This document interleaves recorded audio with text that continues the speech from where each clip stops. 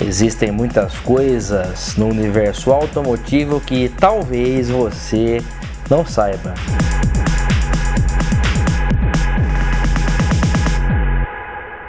Olá amigos do canal PL, essa é a sessão nostalgia para você. Se você está chegando agora, se inscreva no canal e já dê o joinha, porque ajuda as nossas produções a trazer cada vez mais conteúdos legais para você.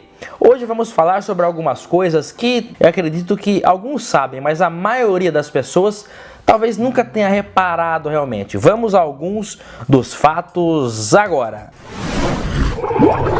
No ano de 1967, a DKV VMAG atualizava a sua linha. A dianteira do sedã Belcar e da perua VMAGete passavam a ter os faróis duplos iguais aos que já eram usados no Fissore, no DKV Fissore. Por um acaso do destino, essa modificação não duraria muito tempo. Neste mesmo ano, a Volkswagen do Brasil anunciou que tinha comprado a empresa e, apesar de ter anunciado no primeiro momento que continuaria fabricando os modelos VMAG, não demorou muito para que todos os carros com motor 2 tempos fossem tirados de linha e a própria marca DKV VMAG fosse extinta, abrindo assim ainda mais terreno para a já líder de mercado Volkswagen. Um dos interesses da Volkswagen nessa época era justamente lançar novos modelos no mercado brasileiro. Vindo então a ser lançado já no ano de 68 o Volkswagen Sedã 1600 e um ano depois a perua Variant, visando, no caso da Variant, ocupar realmente o espaço deixado pela perua VMAGete. A dianteira de ambos contava com um farol quadradinho que deixava a frente com um visual de robozinho. Como principalmente o Zé, como era conhecido, estava patinando nas vendas, logo na segunda metade de 1970, a dianteira, tanto do Zé do Caixão quanto da Variant, já sofreu a primeira restilização. O capô ganhou um desenho mais limpo e o emblema da Volkswagen passou a ficar na frente de maneira ficar em pé, né? Antes ele ficava deitado.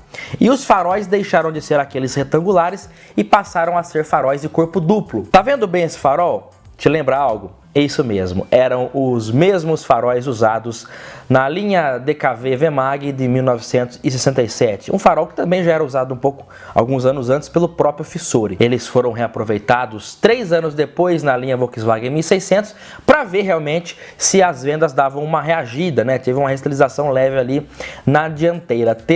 Tanto é que o próprio Fastback, o terceiro lançamento da linha, que era o TL, Touring Luxo, foi lançado já com essa frente, né? Ele foi lançado em 70, já com o farol de corpo duplo e o capô restilizado. Essa frente aí durou até 1971, já para o ano de 72 foi apresentado então a segunda restilização, que já era aquela frente conhecida como cabeça de bagre, aquela frente baixa.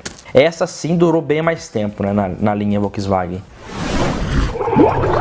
Aliás, já que estamos falando de DKV, talvez Márcio Piancastelli, o homem que desenvolveu e criou a Brasília, também tenha buscado inspirações nos antigos VMAG para criar o interior do carro que viria a se tornar o maior sucesso de vendas depois do Fusca nos anos 70 da Volkswagen do Brasil, que foi a Brasília. Se a gente analisar o painel, o tabelier da Brasília de 73 e compararmos com o interior, o painel do antigo DKV Fissore, nós notamos que é basicamente o mesmo formato, principalmente aquela moldura que acomodava o instrumental, o quadro de instrumentos e o rádio. É claro que com algumas pequenas diferenças, mas vemos claramente que é o mesmo desenho. Não existe comprovação realmente de que o Márcio tenha se inspirado de fato no DKV Fissore para criar o painel da Brasília, mas temos que admitir que as semelhanças são grandes e existem grandes chances de isso ter acontecido realmente. Você já deve saber que até 1986 a Saveiro, assim como toda a linha Gol, usava para-choques de ferro, aqueles de lâmina de ferro com polainas plásticas. Em 1987 a Volkswagen restilizou toda a linha Gol, né? Ganhou nova frente, novos faróis e também para-choques de plástico envolventes. Você já reparou que basicamente quase todas as Saveiros de 87 até 90 e pouco, elas têm um para-choque de plástico envolvente? Acontece que isso não é original. Em 87, como eu disse, a Volkswagen restilizou toda a linha, inclusive a Saveiro. Mas a Saveiro foi a única que não ganhou para-choques novos. Ela continuou usando para-choques de ferro, os mesmos que eram usados lá desde o lançamento em 82. Então, em 87, toda a linha Gol, Voyage, Paraty passaram a ter o para-choque envolvente de plástico. A Saveiro não, ela continuou com para-choques de ferro mesmo. E esse para-choque de ferro ficou na Saveiro até o ano de 1991, ou seja, 91 é o ano de lançamento daquela frente conhecida como chinesinha. Então temos até Saveiro chinesinha com para-choques de ferro. Fica estranho, nem parece original, mas é original. Por uma grande oferta de peças e por ficar mais bonito também, todas essas Saveiros praticamente elas foram tendo a sua frente atualizada com o para-choque de plástico. As pessoas trocavam, tiravam o para-choque de ferro e colocavam o para-choque de plástico. O para-choque de plástico de fato, de série, passou a vir a Saveiro no ano de 1992 apenas. Mas essas Saveiros de 87 a 91, em grande maioria, todas elas já sofreram esse upgrade, essa atualização para o para-choque mais moderno. Tanto é que é difícil mesmo você ver uma Saveiro com um para-choque original. Hoje, nessa onda purista de originalidade, muitas pessoas que têm Saveiro desse ano, que está atualizada, acabam voltando ao para-choque de ferro. Fica feio, fica estranho, mas é o que era original mesmo. É coisas da Volkswagen do Brasil. Olha, você já deve ter notado que o Ford Verona é a derivação sedã do Ford Escort. Baseado diretamente no Orion europeu, que tinha 4 portas, o Verona foi abrasileirado com uma carroceria de 2 portas e traseira totalmente desenhada por aqui, o que acabou ficando realmente até mais bonito do que o Orion original. Mas o Verona tinha bastante particularidades em relação ao Escort, e apesar de muitas pessoas dizerem que Verona e Escort são iguais da porta para frente, não é bem verdade. Um detalhe pouco notado é que no caso do hatch, ele tinha calhas de chuva no teto, aquelas do modelo do padrão mais antigo. O Ford Verona tinha calhas de chuva embutidas no teto, que eram cobertas por uma borracha que percorria o teto de fora a fora. Isso acontecia também no Volkswagen Apollo. É um detalhe que muitas pessoas acabam não percebendo, mas é apenas um dos muitos detalhes que diferenciam um Ford Escort de um Ford Verona.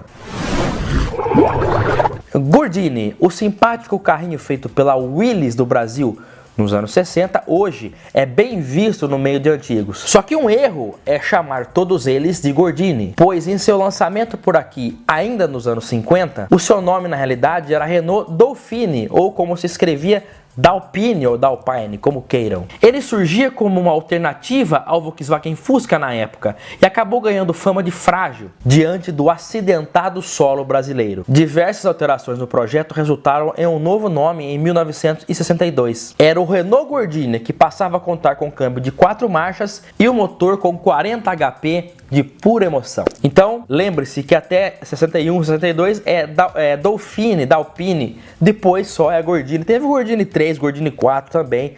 A história do Gordini é bem rica e que deu origem ao... deu origem não, né? Ela antecedeu o Ford Corcel. Belina, a famosa perua da Ford que começou a sua vida por aqui como a derivação wagon do Corcel e terminou como uma irmã do Del Rey. É exatamente nessa transição que eu acho a coisa um pouco confusa. Por volta de 83 e 84, nós tínhamos basicamente 2 Belinas sendo vendidas ao mesmo tempo pela Ford. A Belina Corcel e a Del Rey Scala, que era a versão perua do Del Rey, que depois deixou de ser Del Rey Scala e passou a ser Belina Del Rey. Então nós temos, nos anos 80, 3 tipos de Belina: a Belina Corcel, a Del Rey Scala e a Belina Del Rey. A Belina Corcel era mais simples, né, do que a Belina Del Rey, e acabou saindo de linha meio que junto ali com o Corcel 2, que saiu em 86. Aí ficou realmente só a Belina Del Rey, que ficou até 1991 junto com o sedã e foi sucedida pela Ford Royale, que era a derivação perua do Ford Versalles, que era uma adaptação autolatina em cima da segunda geração do Santana Nacional. Lançado em 1997, o Ford Ka chegava por aqui com a intenção de ser meio que um novo Fusca, fato que ele infelizmente nunca conseguiu mesmo aqui no Brasil. Mas a primeira geração deixou sim uma legião de fãs, principalmente as versões esportivas com motor 1.6 geração aí, essa primeira que ficou até o ano de 2007. Em 2008 chegava a nova geração do Ford Ka, que era basicamente uma nova geração mesmo, que quase nada trazia da geração anterior. Novos elementos, era um pouco maior inclusive do que o pequeno Kazinho da primeira geração. Basicamente era quase tudo novo, a não ser por um item que muitas pessoas não percebem, mas é exatamente o mesmo da versão anterior, que é a porta. Sim, a porta do Ford Ka de segunda geração, embora não pareça, é exatamente a mesma porta do Ford Ka de primeira geração. A impressão que passa para mim é que eles desenharam a segunda geração em volta da porta do Ford Ka de primeira geração. O trabalho ficou tão bem feito que nem se nota realmente que é a mesma porta. Pois é, meus amigos, algumas particularidades que, claro, vai ter alguém que já sabia, já percebeu isso, mas muitas pessoas podem não ter notado e agora vão passar a notar porque assistiram a Sessão Nostalgia. Por isso eu peço a você que se inscreva no nosso canal e já dê o joinha, porque tem bastante vídeo desse aqui no canal e você não perde, né? Você só ganha em assistir nossos vídeos. Um grande abraço a todos e até o próximo. Tchau!